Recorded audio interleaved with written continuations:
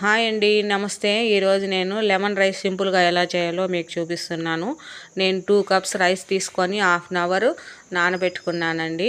తర్వాత పొడి పొడిగా వండుకొని పక్కన పెట్టుకోవాలండి. అది చల్లారనివ్వాలి. అందులో నేను 2 నిమ్మకాయలు తీసుకున్నానండి. అందులోనే పిండేసాను, రైస్లోనే పిండేసి తగినంత ఉప్పేసి కలిపెట్టేసి పక్కన పెట్టుకోవాలి.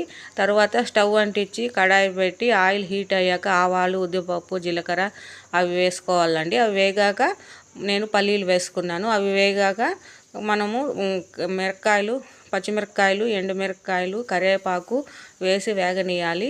అవి బాగా వేగాక అందులో సరిపడా పసుపు పొడి, కొద్దిగా ఇంగువ వేసి వేయించుకోవాలి. అవన్నీ బాగా దోరగా వేగాక మనము లెమన్ కలుపుకొని రైసు పెనుములోనే వేసేసి స్టవ్ సిమ్లో పెట్టి ఒక 5 మినిట్స్ బాగా కలుపుకోవాలండి.